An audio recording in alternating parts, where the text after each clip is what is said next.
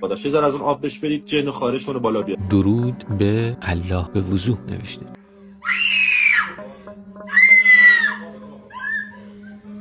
علم من تو جهان تکه. من اولین نفر تو جهانم که بدون وسایل. بله، استخونا تو بدنم داره میلرزه. من چون انرژیم قویه بچه‌ها، هر موجودی که در بدن شما باشه و منفی باشه، اسم من یا وجود من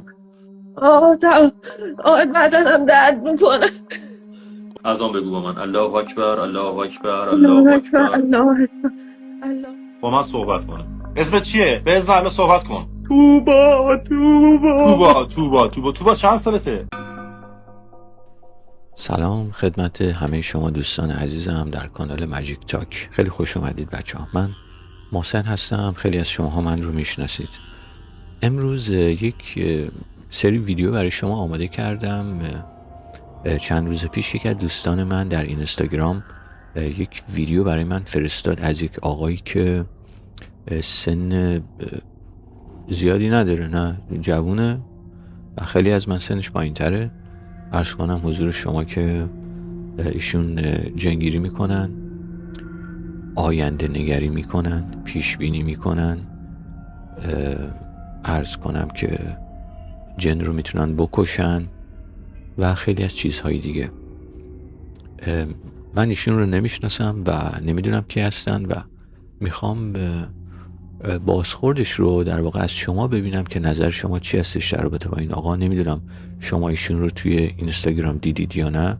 من نمیخوام کسی رو هیت بکنم، نه در واقع دشمنی با کسی دارم. میخوام ببینم که آیا واقعا این شخص این کار هستن یا نه. و این ویدیوهایی هم که الان میخوام پلی کنم خودم هم حتی ندیدمشون و بار اولی هست که در واقع با همدیگه داریم این ویدیوها رو میبینیم. میخوایم ببینیم که اینا چی هن و نظر شما خیلی برای من مهمه که توی کامنت ها حتما به من بگید. خیلی ممنونم. بریم ویدیوی اول رو از این آقا ببینیم که اصلا کیه. خیلی از دوستان میگن آقا ایلیا علم شما از کجا به دست اومده؟ از چه راهی به دست آوردی؟ عزیزای دل، من جواب سوالتون رو ته کلیپ میدم. ولی یه سوال از شما دارم. شما که با فالگیر و دانوی صحبت کردید، آیا قبول دارید از تاروت، قهوه، موکل، جن، شیطان یا غیر استفاده میکنن؟ یعنی بدون وسایل نیستن. غیر اینه. علم من تو جهان تکه. من اولین نفر تو جهانم که بدون وسایل، بدون موکل، بدون جن، بدون ارواح خبیث و غیره، رو در رو، یعنی نگات کنم، چهرهت رو ببینم، آینده‌تو دقیق میگم و همیشه خبر خوبو گفتم. یعنی تو لایو جلو 20000 نفر، 30000 نفر، هر کس غریبه بود، هر کس از هر کشوری، از هر دینی، از هر زبونی اومد بالا، ما دربارش دقیق گفتیم. خیلی میگفتن هماهنگ شده است. گفتیم اوکی. من تو چنل تلگرامیم همه چی پیش بینی میکردم، چیزایی که اتفاق میافتاد. اونا که دیگه هماهنگ شده نیست که. مثلا میگفتم فلان بازیگر داره میمیره در چند روز آینده، مینوشتم چند روز بعد فلان بازیگر میمرد. حالا علم من از کجا اومده؟ علم من نوره.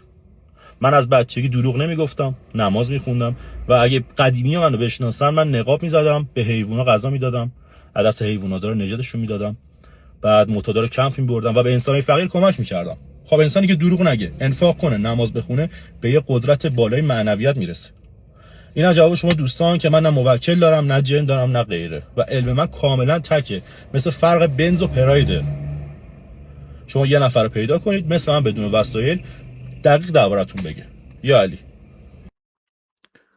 خب این دوستمون همین اول کار ما رو ضربه فنی کرد. گفتش که من تکم، من نیست در جهان هستم و والا من با این مسئله خیلی مشکل دارم.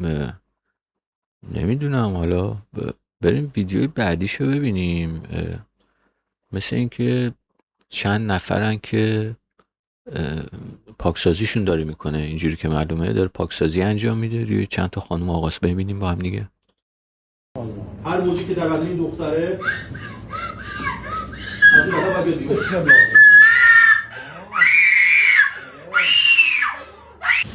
سلام و عرض ادب. ما 4 تا دوست عزیز رو آوردیم که به گفته هاشون مشکل دارن و یه نیروی منفی در بدنشونه. ایشون بلند میشه بگید چه سرطان؟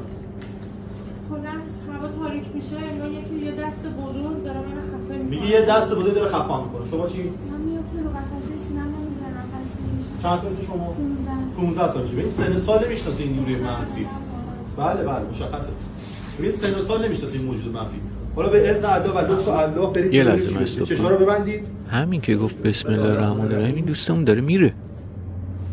این هماهنگ شده هست نیست نمیدونم. حالا بچه یه چیزی هم بگم، این چهره دوستان که پیداست من به خاطر این در واقع چهرهاشون رو شطرنجی نکردم، به خاطر اینکه این آقا خودشون حتما 100% راضی بودن که ویدیوشون بین چند صد هزار نفر در کانال اینستاگرام چه بسا بیشتر قرار چهرهاشون نمایش داده بشه و همگی اینا خودشون اطلاع داشتن از این قضیه.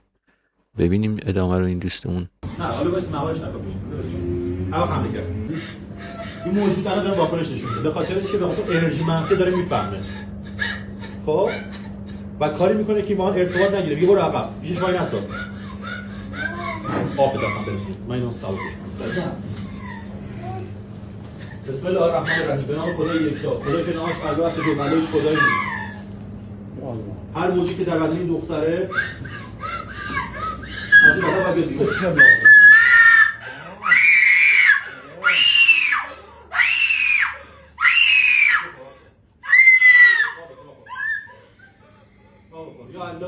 اینا میشه دوانویس زیاد رفتن، میشه فالگیر زیاد رفتن و کسی که بیشتر میشه دوانویس بره با خودش یه موجود شیطانی میاره. این دو تا نمونهش. روش باز شد. ببین رنگ روش باز شد. مادرش هم روش باز شد. اوکی؟ ماشاءالله. آره. بشین. آروم بشین. آروم بشین. میتونید راه برید؟ یا کمکتون؟ اول میخواد راه برن. الان کمکش. آروم میشنه. اوکی. اومد دستشو بگیری یه لحظه. آقا این آقا هنوز حالش بد بوده. این بنده خدا مثل این که بدتر شد حالش. رنگ و روی همه هم مثل این که گفت باز شده.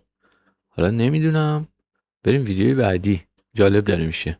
یه جنگیری دیگه است تو لایو این سری جنگیری تو لایو اینستاگرامه. اصلا بدنم شروع کرده به لرزش، یعنی الان یه لیوانم نمیکنم. الان که با من صحبت کردی بدن داره میلرزه؟ بله استخونام تو بدنم داره میلرزه.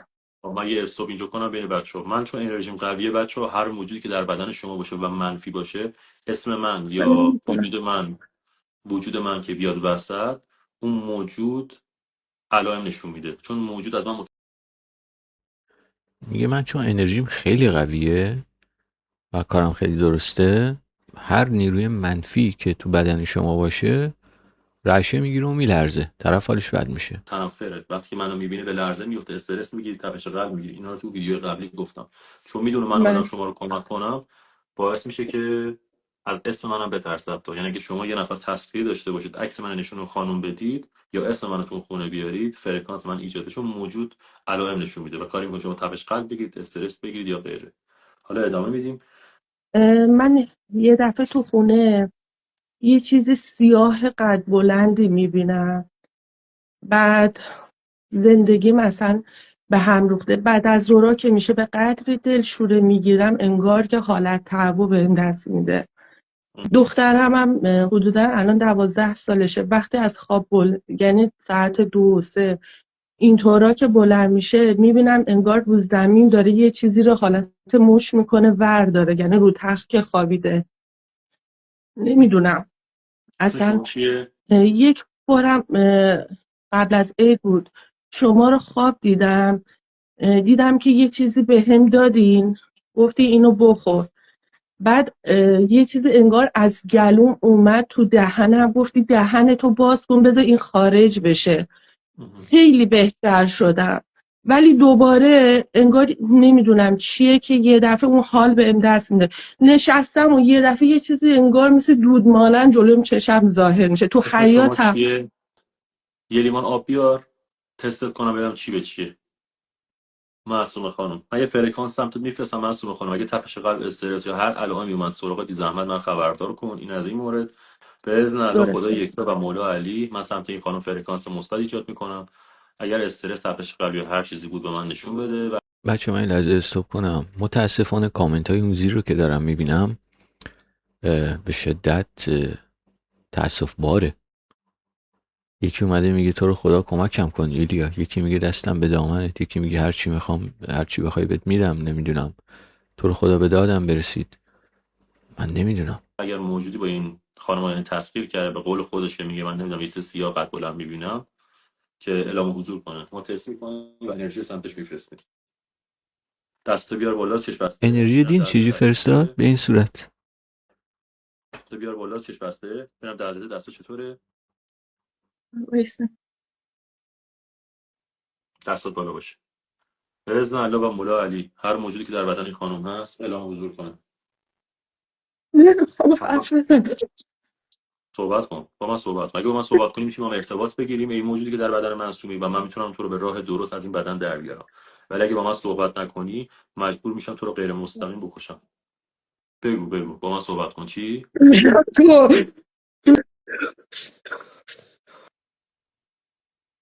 نمیتونی. میتونم. قدرتش هم دارم. همیشه این کاری کردم. چون جز من کسی نمیتونه این کار انجام بده. اوه من ببخشید دوباره استوب میکنم. قدرتشو دارم میتونم، چون جز من کسی نمیتونه اصلا این کار انجام بده. این دوست عزیزمون یه سیس خاصی هم گرفته که نمیدونم سیس چیه. من میدونی که قدرت دست منه. از این بدن میاد بیرون یا نه؟ دارم از راه صلح دارم بهت میگم بیا بیرون. من اینو مجبور میشم نابودت کنم. منو فرستادم.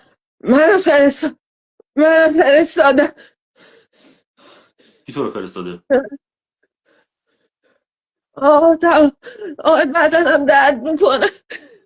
اذان بگو با من. الله اکبر الله اکبر الله الله اکبر اکبر. الله اکبر الله اکبر الله اذان بگو. لا اله الله الا اکبر. الله لا اله الا الله. یه ذره از اون آب بخور بعد قراره بعد بالا بیاری. یا بالا میاری یا یه جور دفع میشه. یه ذره از اون آب بخور بسم الله. چک بسته. به اذن الله اگه قابل کشته شدن بالا بیاره. یا آب بالا میاری الان. بالا بیار. کامل بالا بیار. بدنت کشته شد تمام.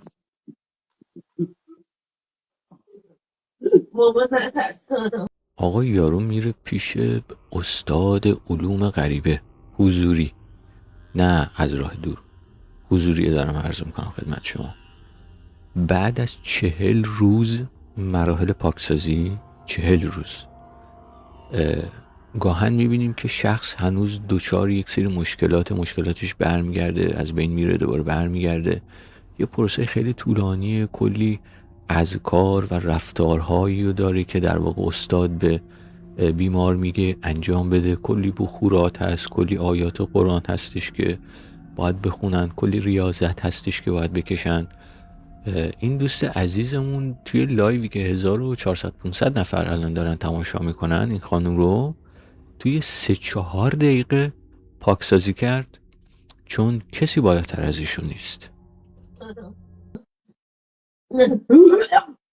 اگه تو خونه است نترسه، داره چیزای منفی دفع میشه. اصلا نترس. سبحان الله. سنگی بود تغییر کرد. انگار چند سال جوان‌تر شدی. خدا خیرتون بده. صبور شدم. حالت خوبه؟ اوکی؟ آره. آخه یه سر حالت تهوع دارم ولی خوبه. اوکی. آره. همه چی اوکی؟ دستتون در نکنه خیلی. حتما نماز رو شروع کن خوندن. چشم خیر از جوونیتون ببینه. خواهش میکنم. لرزش افتاد دستات؟ آره الان دستم یه ذره میره ولی آره خیلی خوب و شدم. از اون اولش بهتر شدی. بله. خدا خیرتون بده آقایون. خواهش میکنم ازم. شب خوبی داشته باشی. مراقب خودتون باشید. ممنون متشکرم. حالا بچه‌ها من یه 5 دقیقه میام استراحت میکنم دوره لایو میذارم. یه 5 دقیقه شما آبینا بخورید، من یه 5 دقیقه استراحت بذارم دوره بیاید. 5 دقیقه استراحت کنه، چون خب انرژی زیادی ازش گرفته شده و خسته شد. انرژی خیلی زیادی ازش گرفته شد. یه لایو اینستاگرام کوتاه دیگه داره، با هم دیگه ببینیم. در یه آقاییه. سلام علیکم. خوبی؟ خسته نباشید. قربون شما، ممنون. عزیزی جونم بگو. آقا من الان حدوداً دوروبر 15 ساله که داخل بدنم جن هستش. بعد چند بارم جنگیری شدم اما دوباره برگشته. بسم الله الرحمن الرحیم. باذن الله اگر موجودی محمد تسخیر کرده به گفته خودش که میگه زن منو تسخیر کرده عاشقم شده، با من صحبت کنه. اسمت چیه؟ به ازن الان صحبت کن. توبا چند سالته؟ 180. چند تاست توبا؟ 4 تا 4 تا. چرا محمد تسخیره؟ توبا از انرژی بدنش استفاده میکنه. چی میخواید که از این بدن بیاید بیرون؟ فقط خودشو. چه دردتون میخواین بنده خدا؟ میگه چی میخوای از این؟ میگه فقط خودشو. میگه چی میخوای از این؟ از انرژی بدنش خب استفاده منم خیلی انرژیم بالا. چرا من تسخیر نمیشم؟ نماز بخونی، دیگه کمک میکنی. به خاطر همینه. آره. اذان بگو به من. الله اکبر.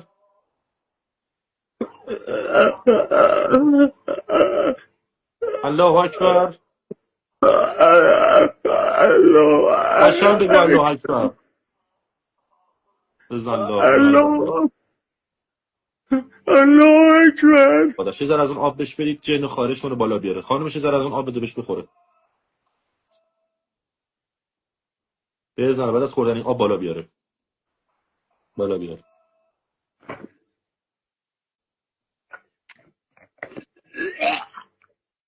حالت خوب شد؟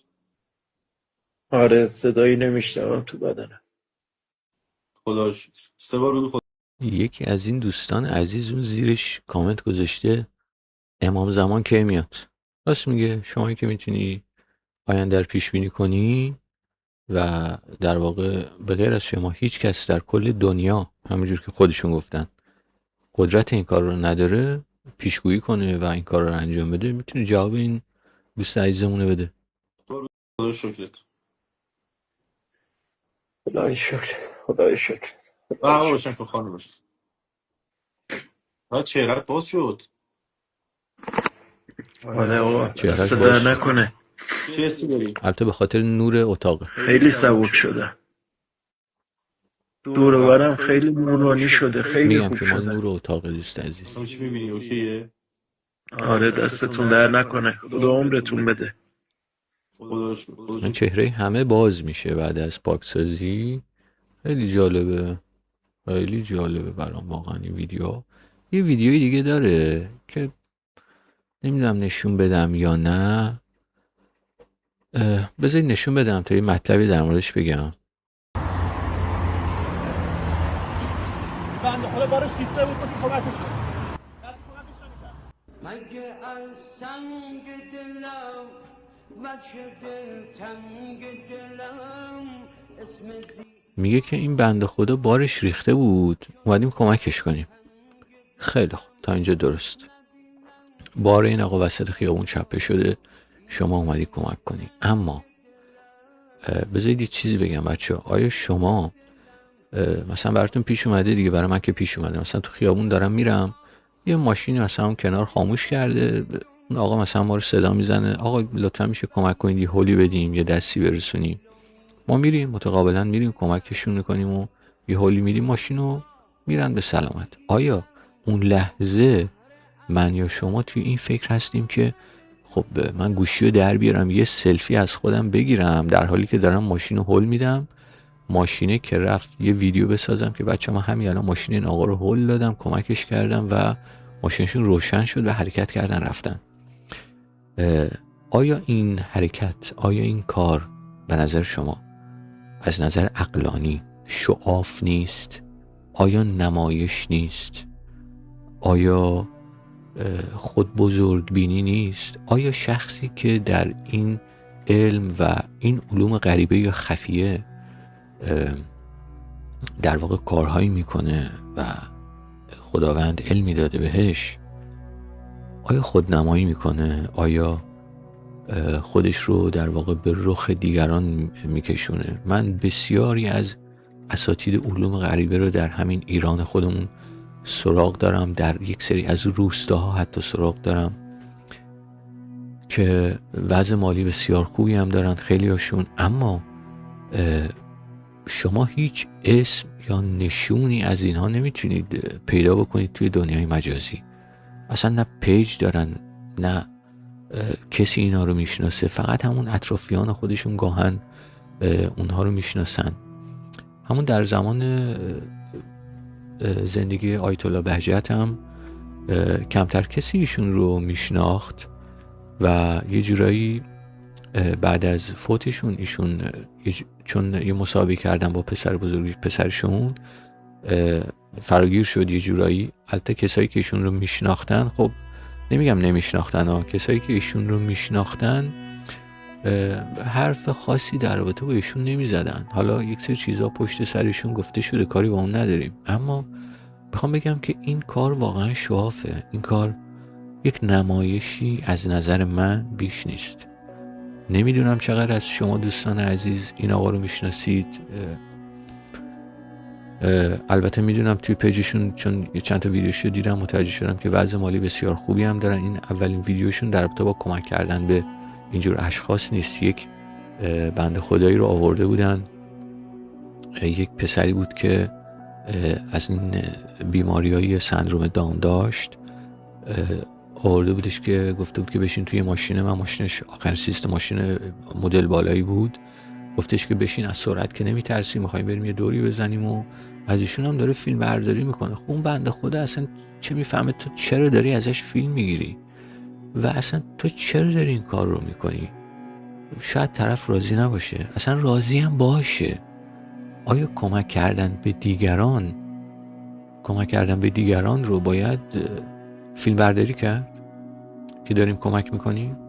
شما گاهن شده هزاران بار اتفاق افتاده براتون، کیسه خریدی پیرزن یا پیرمردی و کمکش کردید، دست یکی گرفتید از این ور خیابون تا اون ور خیابون بردیدش.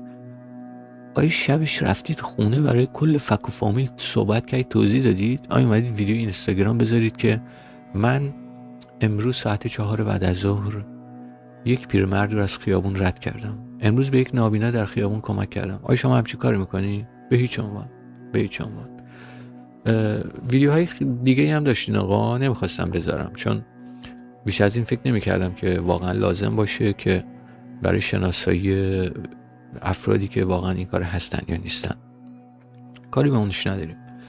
یه ویدیوی دیگه دارم در مورد یکی از کارتونای زمان بچگیمونه بچه‌ها.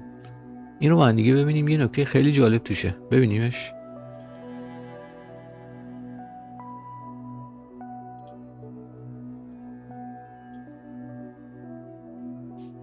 من صداشو قطع کردم، به خاطر کپی رایتی صداشو قطع کردم.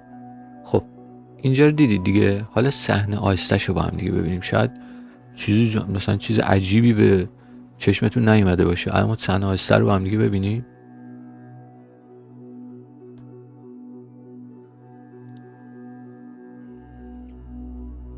اول از همه که میدونید حالا جن‌ها رو معمولا به شکل آبی. خب این ورق رو نگاه کنید بچه‌ها.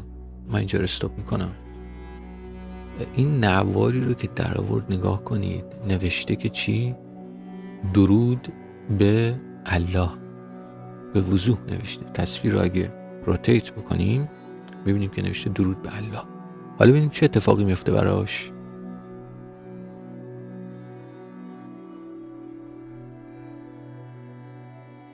اینجا هم یه چیز دیگه نوشته، مرتضی علی. نمیدونم چی، مرتضی علی، شاید درود به مرتضی علی بوده. خب ببینید بچه ها، داره با این چیزی که در واقع نشونه ما میداد قشنگ میماله به پشتش و یک جشن و سروریه اونجا، تعظیم میکنن به اون شخص. و حالا نمیخوام این مسئله رو زیاد باز کنم، این رو در رابطه با این ویدیو و این کارهایی که در دنیای واقعی انجام میشه، چون میدونید که یک سری از جادوگرها به خاطر گرفتن یک سری از قدرت‌ها توهین به مقدسات در واقع جزء واجبات کارشونه. طلسم نویسی برای کودکان جزئی از کارهاشونه که اون قدرت رو از اون شیطان مورد نظر بتونن بگیرن. متاسفانه خیلی از ماها میریم پیش دعانویس، طلسم نویس و بعدها در آینده زندگیمون با هزاران مشکل برخورد میکنیم که نمیدونیم از کجاست. اما اگه سرچشمه رو بخواید برید نگاه کنید، مطمئن باشید که برمیگرده به همون گذشته‌ای که متاسفانه رفتیم پیش اینجور اشخاص. سعی کنید تا جایی که میتونید پیش اینجور افراد نرید دوستان. و استاد واقعی هم بهتون بگم بسیار کم پیدا میشه و اکثرا وقت آموزش هم ندارن. خیلی خوشحال شدم بچه‌ها که تا اینجای ویدیو همراه من بودید. امیدوارم که دوست داشته باشید این نوع ویدیوها رو. در آینده مصاحبه هایی با استاد گرامی استاد محمد داریم. یک سری سوالات و پرسش ها هست که شما پرسیدید و از شما میخوام که لطفاً توی کانال تلگرام هم عضو بشید و سوالات خودتون رو توی کانال تلگرام از ادمین کانال شروع کنید اونجا پرسیدن. من تمامی سوالات شما رو بچه‌ها از استاد میپرسم. لطفاً فقط به ادمین سوالات خودتون رو بپرسید. در رابطه با مشکلات بذارید بعداً ببینیم که استادای وقت دارن یا وقت ندارن. بعداً در این رابطه با هم دیگه صحبت میکنیم حتما. اما هر سوالی در رابطه علوم ماورا دارید لطفاً فقط و فقط از کانال تلگرام یا میتونید زیر ویدیو، البته زیر ویدیو اگه بخواید بنویسید یه جوری قاطی پاتی میشه با کامنت های بقیه دوستان، سعی کنید که توی هم کانال تلگرام از ادمین بپرسید. لطفاً لینک کانال تلگرام هم که گذاشتم زیر ویدیو میبینید. خیلی ممنونم که تا این لحظه همراه من بودید. شما رو به خدای بزرگ میسپارم.